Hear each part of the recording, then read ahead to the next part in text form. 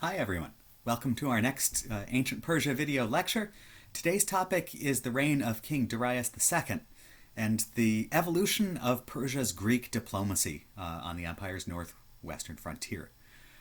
Under Xerxes, the Persian Empire tried to project power in its northwestern frontier region by invading Greece. It failed.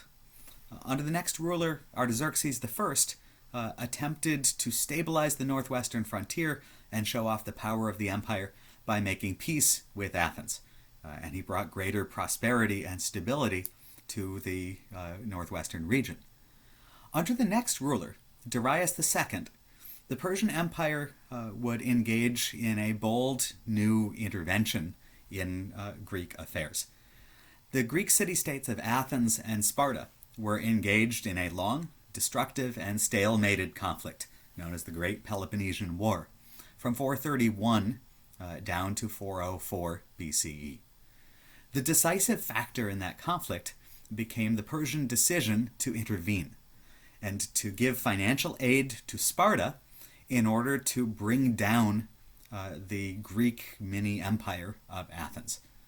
As a result of this, Sparta would develop temporary naval power, defeat the other competitors for Greek leadership, and become the hegemon of a Greek world, but under the larger patronage of the Persian Empire.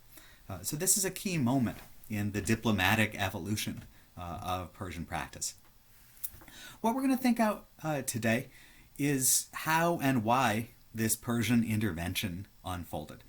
This is a subject near and dear to my heart. It's the central topic of my first book, Persian Interventions, the Achaemenid Empire, Athens and Sparta, from 450 to 386 BCE. I'm going to give you some ideas that I've developed at greater length in that book, but I want to start out again with the problem of sources. Once again, we lack Persian sources that directly comment on the diplomatic engagement between the empire and the Greek world to its northwest. Our sources, again, are Greek. They're far less detailed, less interested in Greco-Persian relations, though, than Herodotus' histories had been. Our main source is Thucydides, the Athenian historian who wrote a history of the Peloponnesian War. But unfortunately for our purposes, Thucydides' history is unfinished. Although it traces Athenian-Spartan relations in great detail, it is late to recognize the importance of the Persian Empire. And shortly after starting to describe the Persian intervention, Thucydides' history breaks off suddenly in the year 411 BCE, leaving 7 years to go in the war to be described by later sources and continuators. So we're stuck with sources that are less detailed than Thucydides to finish out the story of the Persian intervention. The most important was a history of Greece called the Hellenica, written by a man named Xenophon of Athens. There are also references to this conflict in still later sources, such as Diodorus, or some of the biographies by the Greek biographer Plutarch writing during the Roman Empire. These sources each present their own problems of context and interpretation, and in each case, they don't necessarily reflect attention to a Persian perspective or full awareness of the larger imperial context. In my book, and again in our discussion here, I basically attempt to make educated guesses on Persian motivation based on what we know of the imperial worldview, the imperial economic system, and the fact that Greece is not the central preoccupation in imperial policy making. So to start out, we know the Peloponnesian War began in 431. We know from Thucydides that both sides, Athens and Sparta, are interested in appealing to Persia for some kind of aid from the moment the war began. The Spartans sent a number of embassies to Persia, the first of which was intercepted and executed by the Athenians in the year 430. At some point before the year 425, apparently Spartan embassies got through to the Persian court. But King Artaxerxes I, late in his reign, was unwilling to commit to a Persian intervention on behalf of Sparta. In 425, he sent a Persian nobleman back to Sparta to convey the message that the Spartans have given a lot of different messages and Persia isn't really clear what they want. The king sends this embassy back, but his ambassador is captured by the Athenians. And the Athenians end up sending an embassy of their own to try to talk to the king and prevent him from aiding Sparta. That embassy is stopped by the news that King Artaxerxes I has died of old age in the year 424 BCE. So Artaxerxes' motives are unclear. I've suggested that they may have to do with the general state of economic prosperity on Persia's western frontier. The Persians are profiting from Athenian trade. It doesn't appear by 424 that Athens is losing the war. We don't see evidence of a compelling reason for the Persians to give financial aid to Sparta. When Artaxerxes died, we know from a number of Greek sources that this triggered a succession struggle inside the Persian Empire. Some glimpses of the social aftermath are also available in Babylonian business documents from the Murashu business family of Nippur. They show that several different candidates are coming forward for the crown. Several of the Persian figures who support one of the claimants appear in the Murashu documents as landholders in central Babylonia. But by early 423, one Persian satrap emerges as the winner and becomes King Darius II. He kills off a couple of brothers and rivals for the throne. Some of their supporters in the Babylonian documents then disappear and their lands pass into the ownership of supporters of Darius II, the new king.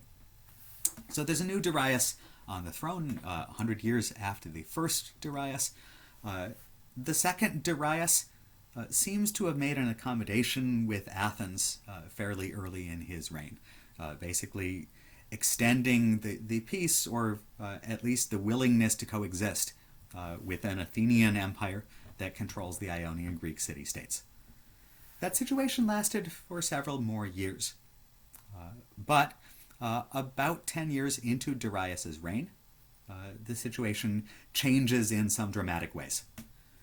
In terms of the Peloponnesian War, the big thing that changes in 413 is that Athens suffers a catastrophic military defeat that appears to call its empire's existence into question. The Athenians have sent a massive military expedition to the west to try to capture the island of Sicily and add that to their empire. And in 413, that collapses in an utter disaster. The Athenians lose 2/3 of their navy, half of their land forces. Several of their allies among the Ionian Greek city-states appear ready to revolt against Athens, and it looks like Athens' empire is about to end. There's also one Greek source, although a somewhat questionable one, a Greek legal writer named Andokides, who has a dubious reputation as a recorder of historical facts. But Andokides claims that the Athenians also enraged Darius II by lending support to a Persian nobleman named Amorges, who has been revolting against Persian authority in coastal Anatolia. The exact chronology and timing of Amorges' revolt is unclear. Thucydides also mentions it, but does not mention that this is the outright catalyst for Persia going to war with Athens. In any case, King Darius II makes a couple of decisions late in the year 413, or the winter of 413 into 412 at the latest. Now, first of all, he seems to have authorized his satraps in coastal Anatolia to reclaim the tribute that Persia had once collected, back in the reigns of Xerxes and Darius I, from the Ionian Greek city-states. In theory, Persia had probably never given up the claim to own the Ionian Greeks, even if the empire had ceded that ownership or the tax collections there to the city of Athens. And basically now, with Athens looking like its power is collapsing, Darius says that he wants his satraps to go into Ionia again and resume signs of imperial control. The other step is more dramatic. It involves an extension of Persian authority beyond the sea. Darius authorizes his satraps to contact Sparta, to send embassies across the Aegean Sea to Sparta, and to offer outright financial support for the Spartan war effort. Sparta still needs to finish off Athenian resistance. The Athenians have lost a lot of their forces, but Sparta is notoriously incompetent in economic terms. It lacks coinage and a tribute economy of any sort. The Spartans want to build up naval power, finish off what's left of Athens' fleet, and cut off Athens' overseas imports in order to end their food supply and end the war. But they can't really do that without funding. And the Persian satraps are authorized to offer that funding to the Spartans and basically make it possible for Sparta and its Greek allies to take their ships and end the war. So this is the intervention moment. It's complicated by the fact that two Persian satraps make rival offers of funding to the Spartans. And Darius II lets his provincial governors offer the money without offering to reimburse them, without offering a grant from the Persian royal treasury itself. Everything happens in a rush, and it seems that the Persians are probably laboring under an expectation that Thucydides also attributes to the Ionian Greeks. The expectation that Athens has suffered such a disaster that it's going to surrender in the spring of 412, and the war will be very brief. The Persians don't offer a direct military intervention. They don't send a navy to get involved in the war at this point. And I've argued that the reason for this is that naval preparations take a long time, sometimes multiple years.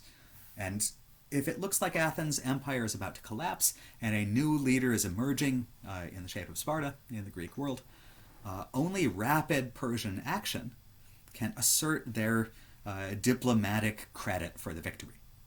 If they act quickly, though, if they fund the Spartans, they make Sparta their client. They make Sparta grateful to the empire, and they can make the claim that Persia rules the Greeks beyond the sea by empowering their leaders.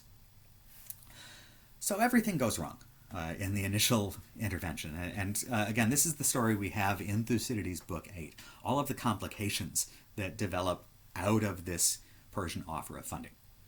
The two satraps involved in the funding offers are deeply suspicious of one another and basically trying to outbid each other to fund the Spartans and then get royal favor. One of them is named Tissaphernes. He is the satrap of Sardis.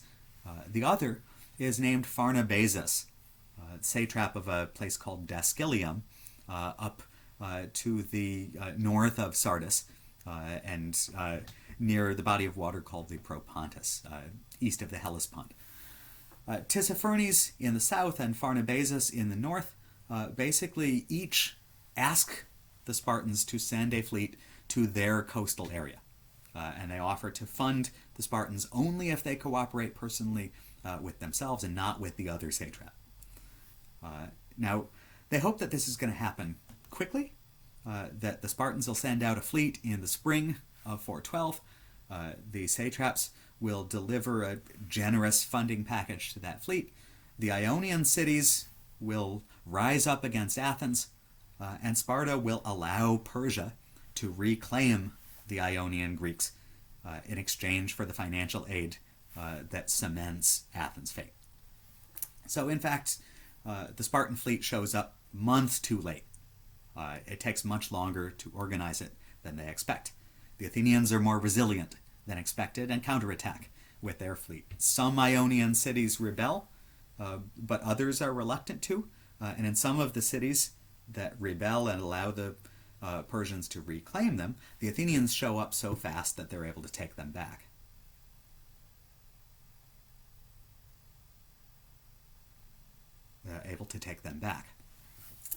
The result is, by the time the Spartan fleet shows up in Ionia, the Athenians are able to match its ships, and a stalemated naval war begins on the Ionian coast.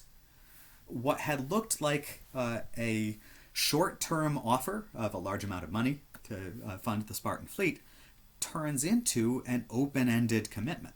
The satrap Tissaphernes gets the Spartans to work with him and not his rival Pharnabazus, but the Spartans have to keep increasing the ship numbers in order to match an Athenian naval mobilization.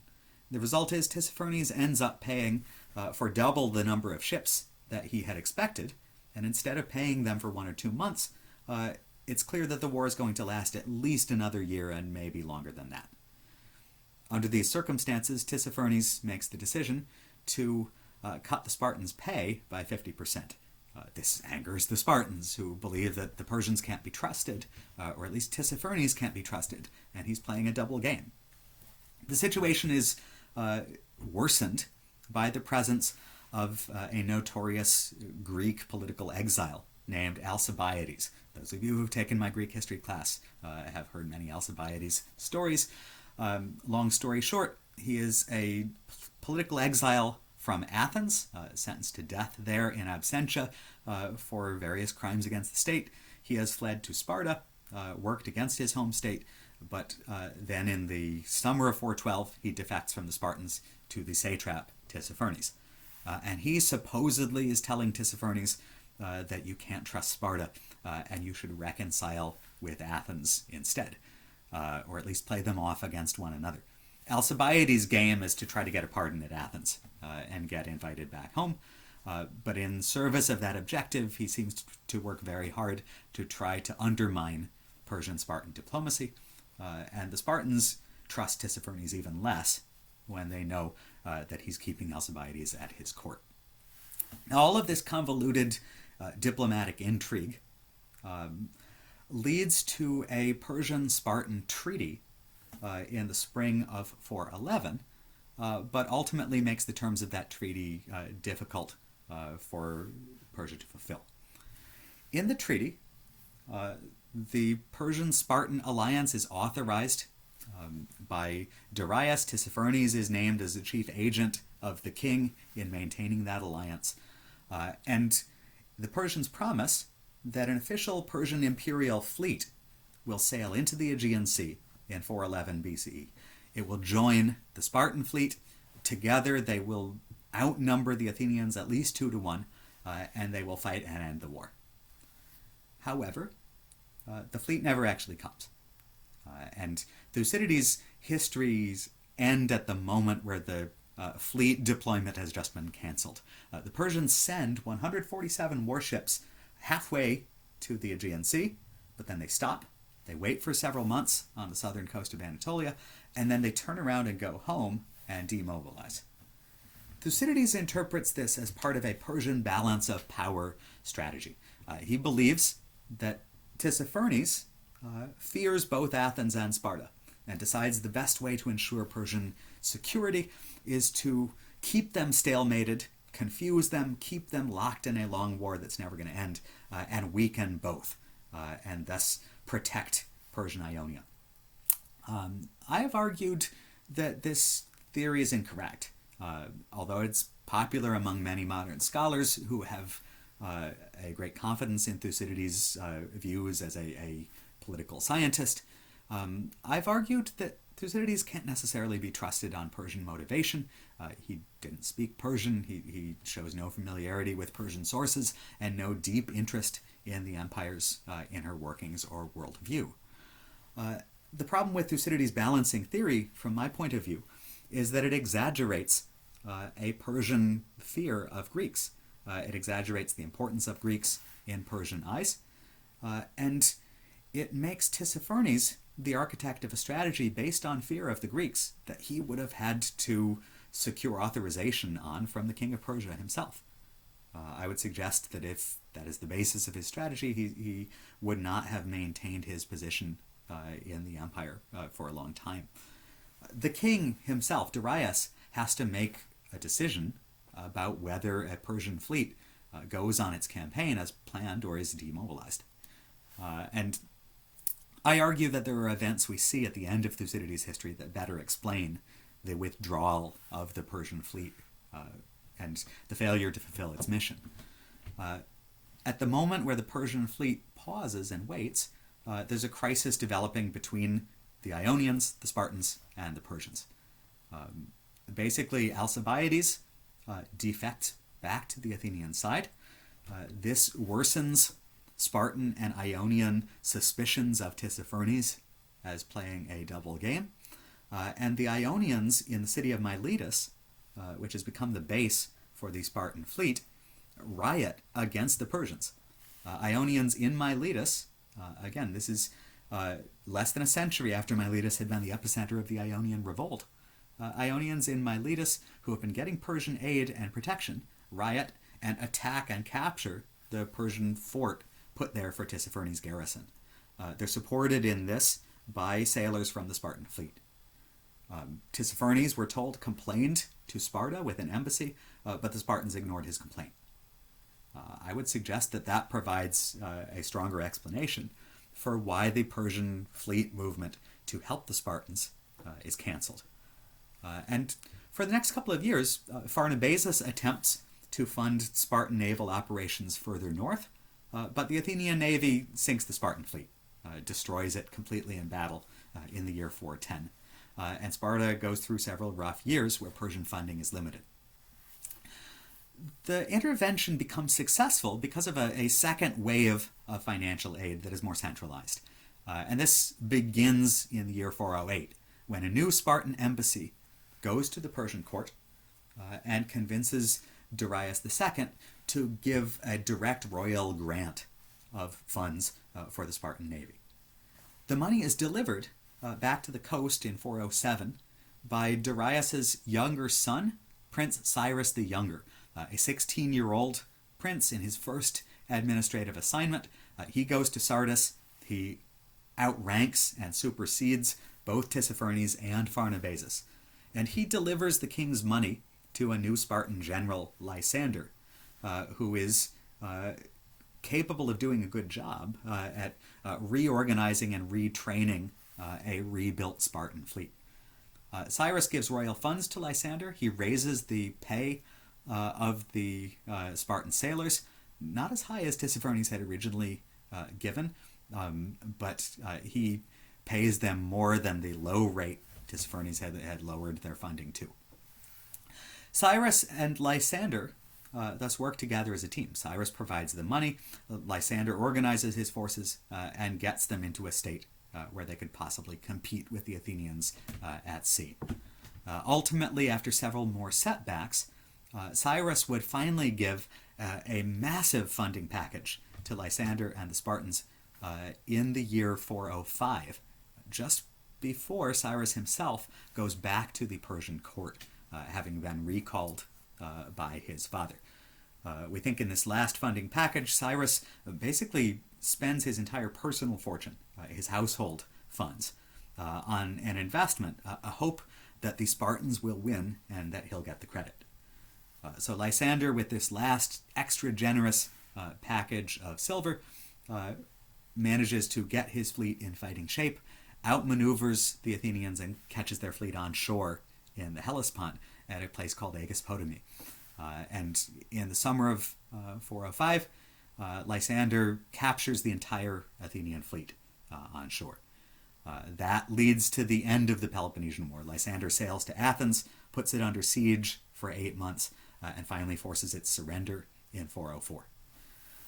So Persia has not committed direct military forces, yet through its funding, after a long period of intervention, it succeeds in deciding the outcome of the Greek conflict. Sparta becomes the new leader of the Greek world. Athens becomes a weakened member of a Spartan alliance system and loses its own empire. And Persia can claim to rule the world. The Persians have resolved this war among the unruly Greeks at the edge of their empire. However, not everything turns out perfectly from the Persian perspective. Just as the Persian intervention is wrapping up, Darius II dies of illness in 404. Egypt revolts again from the Persian Empire, and a new succession conflict for the Persian monarchy starts to bubble up between Prince Cyrus and his older brother, who becomes Artaxerxes II and succeeds the late Darius II on the throne.